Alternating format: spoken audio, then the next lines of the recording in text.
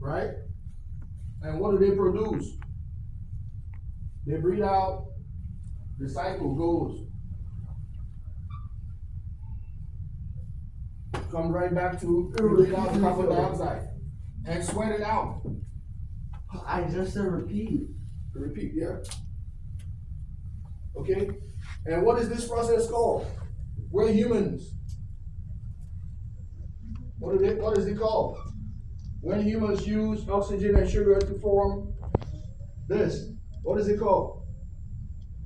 They use sugar and what else? Oxygen. You breathe in oxygen and then you eat food. And then something happens. You get energy, right? Yeah. So this is called photosynthesis. The reverse process of photosynthesis. What is it called? Have you guys heard about cellular respiration? Or just respiration, right? Jeremiah, that makes sense, right? Respiration.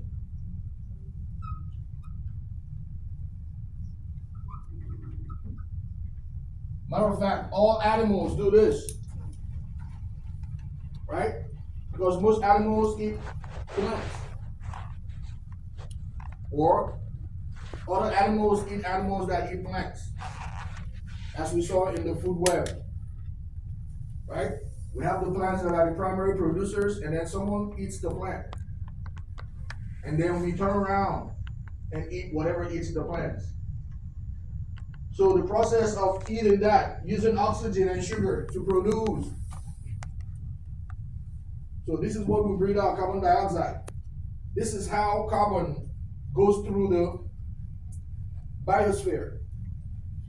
Because what is involved here? Plants and animals. This is biosphere, right? So this is how carbon is cycled in the biosphere. Okay? First of all, it starts in the form of carbon gas, carbon dioxide, and water that is used by plants to grow. And we in turn eat those plants. They produce oxygen that we need to breathe and store the rest of it in form of sugar. If you look at the chemical formula for sugar, you're going to see that there's a carbon in there somewhere. It will look something like C2H something like this, but there's carbon. Okay? And that carbon we consume, right?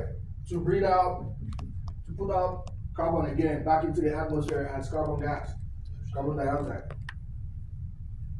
So this is what happens to carbon in the biosphere. What else? How about also the carbon in the atmosphere? There's something else that happens to it. That carbon in the atmosphere, there's something else that happens to it besides being used by plants. It can also mix with the rain, right? It can also mix with the rain. Carbon dioxide can mix with water. Have you guys heard about acid rain? Have you heard about acid rain? Yeah. Oh yeah, that burns your body. Yeah. Acid rain is bad. It's pretty, sometimes you hear it. It means that there is excess carbon dioxide and it mixes with rain and it comes down as an acid. If that acid rain falls down on rocks, it can melt, it can dissolve rocks. Acid rain. What if it lands on like skin? I don't know, I haven't stayed out much in the acid rain to know what it's going to do to your skin. But for plants, for example, it will burn the leaves of plants. You see plants turning yellow, right? So it's acidic. But what happens? That acid rain is very important because it dissolves rocks. And when it dissolves those rocks, it can free up elements like calcium. Have you guys written this? I'm about to erase it. Are we reading it? Huh? All right.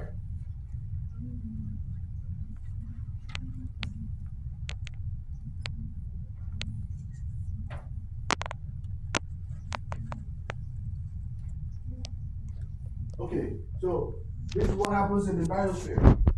Then what else happens? The acid, the carbon dioxide mixes with rain, right, and forms It mixes with water vapor in the air, and forms acid rain.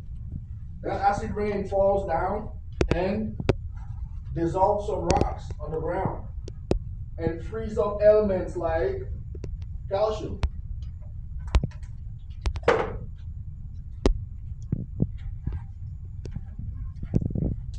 So acid rain.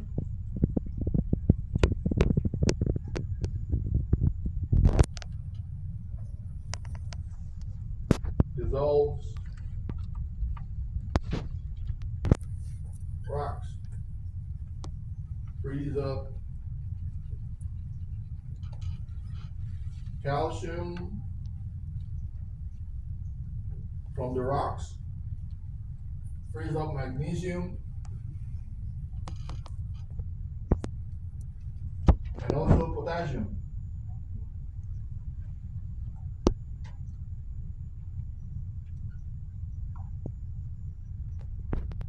Acid rain is carbon dioxide, CO2 plus water.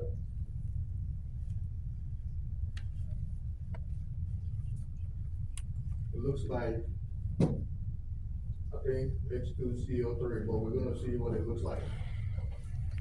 Acid